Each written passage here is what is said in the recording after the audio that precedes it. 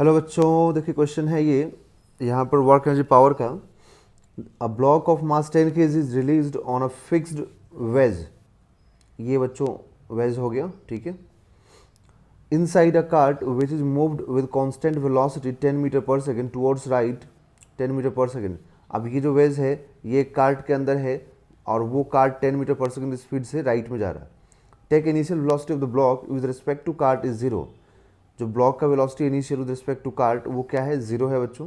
Then work done by normal reaction on the wedge of wedge on block in 2 seconds. जो normal reaction इस पर काम करेगा उस नॉर्मल रिएक्शन की वजह से आपसे वर्क डन पूछ रहा है बच्चों, ठीक है। तो वैसे अगर ये वेज रेस्ट पे होता है ना, वैसे अगर ये वेज रेस्ट पे होता तो नॉर्मल रिएक्शन की वजह से वर्क डन कितना मिलता बच्चों, जीरो मिलता है ना। क्योंकि अगर ये वेज रेस्ट पे है तो यहाँ पर क्या होता कि डिस्प्लेसमेंट ब्लॉक का इस डायरेक्शन में होता एंड नॉर्मल रिएक्शन से परपेंडिकुलर, तो आपको वर्क डन कितना मिलता है, जीरो।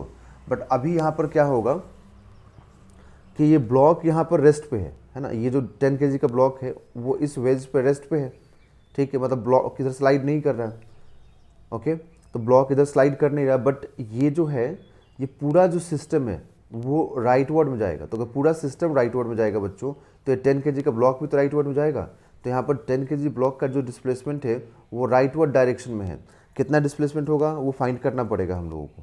तो देखिए displacement right word, normal reaction इधर, तो अभी तो एंगल यहाँ पर क्या है, जो भी आएगा वो लेस देन 90 आएगा। तो अभी हम वर्क डन जीरो नहीं बोल सकते हैं, ओके। तो जीरो तो होगा नहीं। अब ये या फिर ये हो सकता है या नॉन ऑफ दिस हो सकता है। तो देखिए 2 सेकेंड बोला है तो 2 सेकेंड में तो कितना डिस्टेंस कवर करेगा ये, 2 सेकेंड में बच्चों डिस्टेंस कवर करेगा 20 मीटर, क्योंकि कांस्टेंट स्पीड से जा रहा है ना। तो 2 सेकेंड में जो डिस्टेंस कवर करेगा, डिस्प्लेसमेंट कवर करेगा वो 20 हो जाएगा, ठीक है। तो देखिए अभी नॉर्मल रिएक्शन हम लोग निकालें तो नॉर्मल रिएक्शन देखिए इधर की तरफ नॉर्मल रिएक्शन, ओके। और यहाँ पर आप एक हॉरिजेंटल लाइन ड्रॉ कीजिए। तो और यहाँ पर 37, तो इधर भी कितना होगा 37, तो इस डायरेक्शन में 37। इधर में बच्चों एम जी कॉस 37 आएगा। तो यहाँ पर आप लिखेंगे m g cos 37 that is T 10 g cos 37, ठीक है। अब एक चीज़ आपको और यहाँ पर फाइंड करना पड़ेगा, वो ये चीज़ कि अगर ये 37 है और इनके बीच का एंगल 90 है तो ये कितना हो जाएगा 53, ठीक है। तो ये 53 डिग्री हो जाएगा, ओके। क्योंकि डिस्प्लेसमेंट इस डायरेक्शन में है, नॉर्मल डायरेक्शन इस डायरेक्शन में है, ठीक है।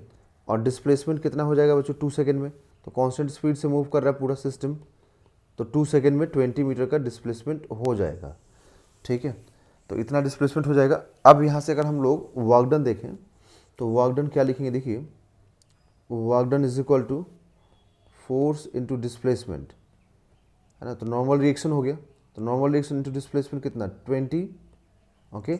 एंड ये डॉट प्रोडक्ट होता है तो यहाँ पर आप अगर एंगल देखेंगे कॉस थीटा तो कॉस 53 आएगा, क्योंकि डिस्प्लेसमेंट एंड नॉर्मल रिएक्शन के बीच का जो एंगल है वो 53 है, ओके। अब यहाँ से बच्चों हम लोग अगर वर्क डन का देखें तो work done is equal to normal reaction कितना है 10 जी कॉस 37, क्योंकि ये नॉर्मल रिएक्शन के बराबर होगा, इंटू 20 इंटू कॉस 53। कॉस 53 कितना होता है, तो कॉस 53 का वैल्यू बच्चों 3/5 होता है, आप रखिए यहाँ पर। तो देखिए अब ये 10 जी इंटू कॉस 37 4/5 इंटू 20 इंटू 3/5, तो 5 से हम बच्चों कैंसिल करेंगे तो ये 2 हो जाएगा, ओके। एंड 5 से ये 4 हो जाएगा। तो अब देखिए हम लोगों को यहाँ से क्या मिलेगा, तो 2 इंटू जी मतलब 20 हो गया, into 4 into 4 into 3 that is 16 into 3 48, मतलब 960 जूल इसका आंसर मिलेगा बच्चों। मतलब यहाँ जो वर्क डन होगा नॉर्मल की वजह से वो होगा 960 जूल। तो option number 2 is the right answer.